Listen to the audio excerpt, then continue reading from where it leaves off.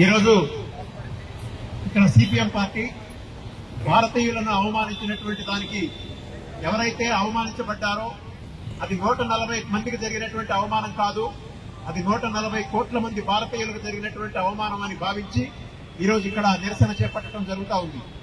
ఒక యుద్ధ విమానంలో ఒకే ఒక్క బాత్రూమ్ ఉన్నటువంటి దాంట్లో ఇక్కడ దాకా తీసుకొచ్చి జలియన్ వాలాబాగ్ కేంద్రంగా ఉన్నటువంటి అమృత్సర్ లో ఈ రకంగా అవమానించడం అంటే, ఒకప్పుడు జాతీయోద్యమంలో అక్కడ అదే సామ్రాజ్యవాదులు అనేక మంది బ్రిటిష్ సామ్రాజ్యవాదులు ఎక్కడైతే చంపారో అదే ప్రాంతంలో వదిలిపెట్టడం అనేది, అమృత్సర్ లో వదిలిపెట్టడం అనేది జరిగింది. ఈ రకంగా సామ్రాజ్యవాదం యొక్క అహంకారం దీన్ని తెలియజేస్తా ఉంది. ఈరోజు బీజేపీ వాళ్ళు సోషల్ మీడియాలో మాట్లాడుతూ ఉన్నారు, వాళ్ళంతా అక్రమ వలసదారులు కదా, విమానం పంపిస్తాం మేము సగౌరవంగా తెచ్చుకుంటామని చెప్పచ్చు. ఎందుకు చెప్పలేదని అడుగుతా ఉన్నాం. అదే సందర్భంగా మీరు ఆ రకంగా తీసుకురావడం కాదు, ఆ ట్రీట్మెంట్ సరైంది కాదని చెప్పాల్సిన అవసరం ఉంది. పొత్తులు చేస్తే హిందువులు హిందువులు హిందువులు అని మాట్లాడతారు. మరి సాధారణ హిందువులంటే మీకెందుకు ఆ రకమైనటువంటి ద్వేషం? అంటే కేవలం మీ దృష్టిలో హిందువులంటే అంబానీలు అదానీలు బడా సంపన్న వర్గాలే హిందువులా? సాధారణ ప్రజల హిందువులు కారా? పొట్టకూటి కోసం విదేశాలకు పోవడానికి కారణం ఏంటి? ఈ దేశంలో మనం ఉపాధి కల్పించలేకపోవటం వల్ల, ఉద్యోగాలు కల్పించలేకపోవటం వల్ల ఇవాళ గత్యంతరం లేక ఈ రోజు అక్కడికి వెళ్తా ఉన్నారు. ఈరోజు వాళ్ళు ఏ రకంగా అవమానిస్తా ఉన్నారు. అమెరికాలో ఉన్నటువంటి కార్పొరేట్లు మన యొక్క ఈ వలస కార్మికుల ద్వారా వాళ్ళు వేల కోట్ల డాలర్లు సంపాదించారు, వాళ్ళు తెగపలిచారు.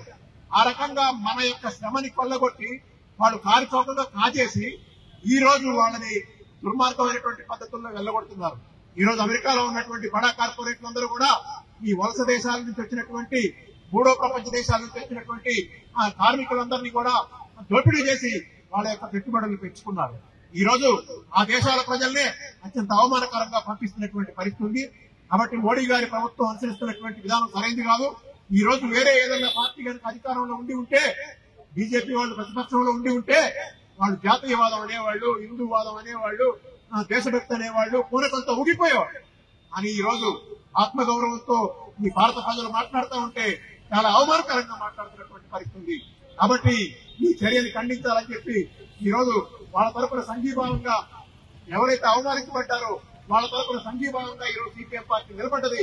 బీజేపీ పార్టీ మీకు గనక ఈ దేశ ప్రజల మీద నమ్మకం ఉంటే, గౌరవం ఉంటే, మన కార్మికుల మీద గౌరవం ఉంటే మీరు కూడా బహిరంగంగా వాళ్ళకి మద్దతు ఇవ్వండి. బీజేపీకి నిజంగా గనక దేశభక్తి ఉంటే, నీకు నిజమైన దేశభక్తి అయితే గనక నువ్వు కంపల్సరీగా మన భారతీయుల పక్షాన్ని నిలబడాలి. ఇది అన్యాయం అని చెప్పాలి. రాబోయే కాలంలో కూడా ఇలాంటి అవమానాలు జరగకుండా ఉండేలాగా చెప్పడమే నిజమైన దేశభక్తి. మేము దేశభక్తులు, అందుకని మేము గర్వంగా మేము ఈ రోడ్డు మీద ఎక్కి మేము నిరసన తెలుపుతా ఉన్నామని చెప్పి తెలియజేస్తా ఉన్నాం.